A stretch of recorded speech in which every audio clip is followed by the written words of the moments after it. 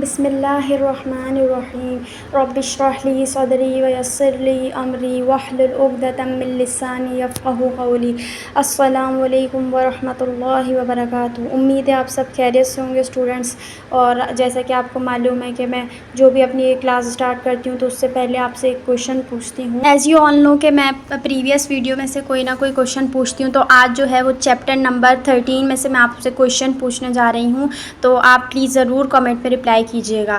اچھا، وہ کویشچن یہ ہے کہ قریش مکہ کسی کو ڈیش کے نام سے موصوف کرتے تھے۔ دوبارہ بتا دوں، قریش مکہ کسی کو ڈیش کے نام سے موسوم کرتے تھے، تو آپ کو وہ جو ڈیش میں جو آئے گا ورڈ وہ آپ کو لکھنا ہے، اوکے۔ تو میں ایک بار یہ بتا دوں کہ کسی جو تھا نا، آپ کو پتہ ہے وہ ایک اس کو سپر اسٹار مطلب سمجھتے تھے، سپر اسٹار قریش کا۔ یہ میں نے ایم سی کیوز بھی آپ کو دیا تھا اپنے چینل پر، تو پلیز ضرور رپلائی کیجیے گا وہاں پر۔ اور ایک اور بھی میں نے سوال پوچھا تھا کہ حضرت زینب رضی اللہ تعالیٰ عنہا کی شادی کن سے ہوئی تھی، تو وہ آپشن ہے، اس کا جو کریکٹ آنسر ہے وہ آپ ضرور مارک کیجیے گا، پھر میں اس کو انشاءاللہ نیکسٹ ویڈیو میں بتاؤں گی۔ اچھا، آج کے جو چیپٹر وہ آپ لوگوں نے تو دیکھ ہی لیا ہوگا، چیپٹر نمبر 14 دارالندوہ کی تعمیر۔ اچھا، دارالندوہ ہوتا کیا ہے؟ یہ اولڈ پارلیمنٹ آف مکہ ہوتا ہے۔ جیسے پارلیمنٹ آج کل نہیں ہوتے، آپ کو پتہ ہے کہ اس میں آپ کے وہ لیڈرز بیٹھے ہوئے ہوتے ہیں جو اپنی کسی ایریا کو ریپرزینٹ کر رہے ہوتے ہیں، اور پھر وہ قانون پاس کرواتے ہیں، اور جو بھی آئین اور قانون ہوتا ہے وہ پاس کرواتے ہیں جو ہماری ان کی قوم کے لیے اس پریزنٹ جو وقت ہے اس میں وہ اپلائی ہوتا ہے پھر وہ قانون، تو وہ ہوتے ہیں وہاں پر پارلیمنٹ میں لیڈرز بیٹھے ہوئے ہوتے ہیں۔ تو یہ دارالندوہ وہ ہے جیسے پرانے دور میں خانہ مطلب جو مکہ تھا اس میں یہ قسی نے بنوایا تھا دارالندوہ، تو وہاں پر بہت زیادہ جو لیڈرز تھے بڑے بڑے قریش کے وہ وہاں پر بیٹھتے تھے اور کچھ قانون وغیرہ پاس کرتے تھے جو کہ فائدہ مند ثابت ہوتے تھے اور اس دور کے لیے اپلائی ہوتے تھے۔ اچھا، سب سے پہلے ہم پڑھتے ہیں دارالندوہ کی تعمیر۔ کسی نے اپنے لیے ایک دارالندوہ تعمیر کیا اور اس کا دروازہ مسجد کعبہ کی طرف رکھا۔ قریش اسی میں بیٹھ کر اپنے تمام امور طے کیا کرتے تھے۔ سہیلی کہتے ہیں کہ الندوہ کا لفظ الندار سے ماخوذ ہے۔ نادوہ اور منتدی اس مجلس کو کہتے ہیں جس میں لوگ حل طلب امر کے لیے جاتے ہیں اور کسی نتیجے پر پہنچ کر واپس آتے ہیں، یہی دارالندوہ بعد میں حکیم بن خزام بن حویل بن عبدالعزرا بن قسی کی ملکیت میں آ گیا، جس کو انہوں نے امیر معاویہ رضی اللہ تعالیٰ عنہ کی خلافت میں 1,00,000 درہم میں بیچ دیا۔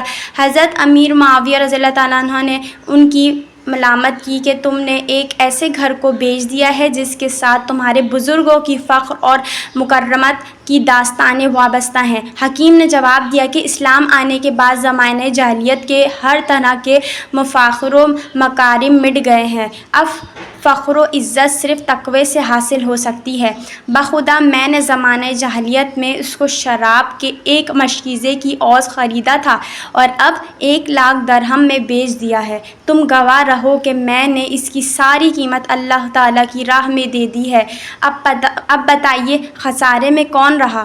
اس واقعے کو دار قطنی نے اپنی کتاب اسماء رجال الموتع میں ذکر کیا ہے۔ تو یہ جو ہمارا چیپٹر ہے دارالندوہ کی تعمیر یہ بھی اینڈ پر ہو گیا، اور آپ کو قسی کے بارے میں بھی معلوم ہو گیا ہوگا کہ کون تھے بھائی، یہ موجود اعلیٰ تھے قریش کے اور ان کو سپر اسٹار کہا جاتا تھا۔ یہی ساری مطلب جو قانون وغیرہ کے جو امور وغیرہ تھے قریش کے اور مکہ کے وہ سنبھالتے تھے۔ پہلے کوئی اور تھا، پھر ان کے حوالے ہو گیا تھا خانہ کعبہ کی جو بھی مطلب جو رکھوالی وغیرہ ہوتی ہے سیکیورٹی، وہ ان کے حوالے ہو گئی تھی۔ سب یہ ان کے بارے میں آپ کو پتہ چل گیا ہوگا، ہماری ابھی جو چیپٹر ہے ہم 14 تک معلوم ہو گیا ہوگا۔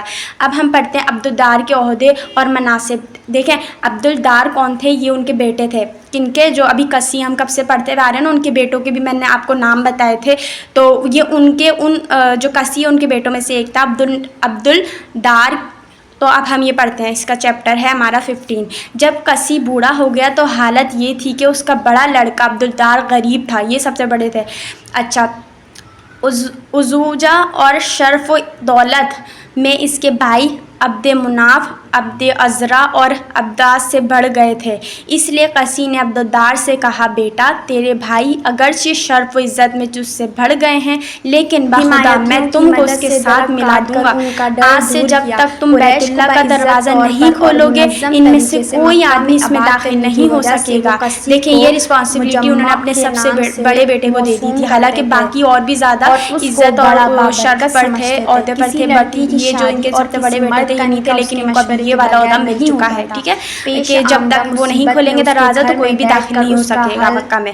لڑائی کے لیے قریش کا جھنڈا تیرے ہاتھ سے بندھے گا، مکہ میں تیری سبیل کے علاوہ کوئی آدمی پانی نہیں پی سکے گا، حج میں حاضر ہونے والے صرف تیرے ہی کھانے کھائیں گے اور قریش کے ہر معاملے کا فیصلہ تیرے ہی گھر میں ہوگا۔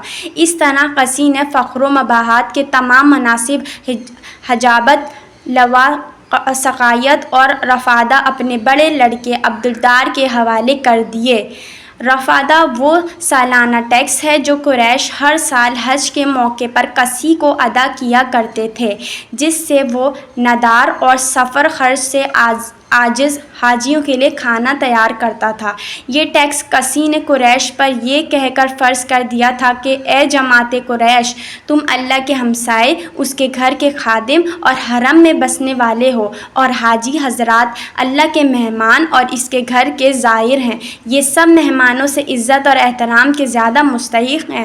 حج کے ایام میں واپسی تک ان کے کھانے پینے کا انتظام کیا کرو۔ قریش نے قسی کی اس اپیل کو قبول کیا اور ہر سال باقاعدہ اس مقصد کے لیے اس کو ٹیکس ادا کرنے لگے۔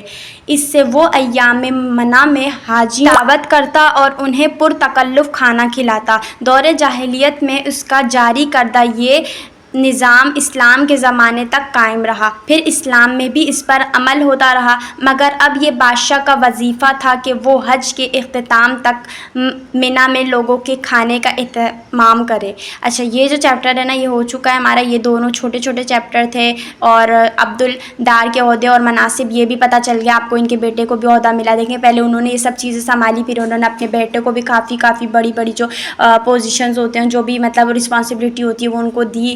اس کے بعد ہمارا جو چیپٹر ہے بنو عبد المناف کا بنو عبدالدار سے جھگڑا، مطلب دونوں بھائی پھر آپس میں جھگڑنے لگے، وہ اس میں یہ بیان ہوا ہے، تو یہ بھی بتا دیتی ہوں میں۔ بنو عبد مناف کا بنو عبدالدار سے جھگڑا یہ پڑھتے ہیں، قسی کی زندگی میں اس کا ہر حکم قوم کے لیے واجب التعمیل تھا، کسی کو اس کی جاری کردہ نظام میں تنقید کی مجال نہیں تھی۔ اس کے انتقال کے بعد عرصے تک اس کے بیٹے بھی بالاتفاق اسی راستے پر گامزن رہے، پھر عبد مناف اور عبدالدار کے بیٹوں میں نزاع پیدا ہوا۔ عبد مناف کی اولاد عبدالدار کے بیٹے سے وہ تمام اعزاز چھیننا چاہتی تھی جو ان کے جد اعلیٰ کی طرف سے تفویض ہوئے تھے۔ وہ مال و دولت اور عزت و شرف کی وجہ سے اپنے آپ کو اس کا زیادہ اہل سمجھتے تھے۔ قریش کے دوسرے قبائل فریقین کا ساتھ دینے کی وجہ سے دو دھڑوں میں بٹ گئے، کچھ عبد مناف کے ساتھ مل گئے اور دوسروں نے عبدالدار کا ساتھ دیا۔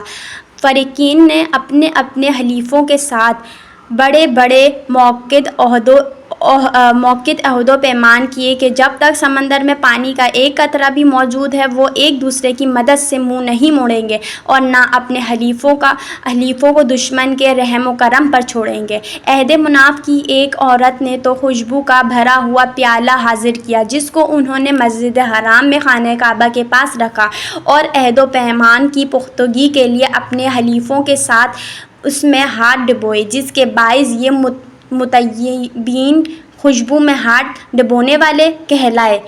ٹھیک ہے، ان کا نام یہ کیا کہلائے؟ مطیبین، اس کے مطلب ہوتے ہیں خوشبو میں ہاتھ ڈبونے والے کہلائے۔ بالآخر ان میں مصالحت کی تحریک چلی جس کے نتیجے میں الاسقایا اور ارفادہ بنو عبد مناف کو دیے گئے، جبکہ الحجابہ، اللوار اور الندوہ بدستور بنو عبدالدار کے قبضے میں رہے۔ اس پر دونوں فریق رضامند ہو گئے اور قریش کے دوسرے قبائل اسلام کی آمد تک اپنے اپنے حلیف فریق کی دوستی پر قائم اور دائم رہے۔ اس کے متعلق حضور صلی اللہ علیہ وسلم نے فرمایا ہے کہ مختلف قبائل کے درمیان دوستی اور باہمی تعاون کے جو معاہدے زمانہ جاہلیت میں ہوئے تھے اسلام ان کو توڑنے کی بجائے اور مستحکم کرتا ہے۔ تو یہ بھی ہمارے چیپٹر اختتام کو ہوا ہے۔ چیپٹر نمبر آج ہم نے 14, 15 اور 16 ہم نے اینڈ کر لیے ہیں. انشاءاللہ ہم نیکسٹ چیپٹر پڑھیں گے حلف الفضول. ٹھیک ہے، حلف الفضول پڑھیں گے، جو کہ ہمارا کون سا چیپٹر ہوگا؟ 18. اب انشاءاللہ پلیز اس ویڈیو کو ضرور شیئر کیجیے گا صدقہ جاریہ کے طور پر، اور جن نے ابھی تک سبسکرائب نہیں کیا سبسکرائب کریں اور بیل آئیکن کو کلک کریں تاکہ جو ڈیلی میں کلاسز اپلوڈ کرتی ہوں آپ لوگوں تک نوٹیفیکیشن پہنچ سکے. امید اچھی ویڈیو لگی ہوگی. پلیز ضرور ضرور ضرور اس توجہ سے سنیے گا. بس میری یہی کوشش ہے کہ جو میں ریڈ کر رہی ہوں، تاکہ جو میں بھی سمجھ کر پڑھ رہی ہوں آپ بھی اسی طریقے سے سمجھ کر پڑھیں چیزوں کو، پھر تاکہ جو آگے آئیں گے چیپٹر وہ بہت بہت زیادہ ہی انٹرسٹنگ ہے. سو کیپ کنیکٹڈ اینڈ اللہ حافظ.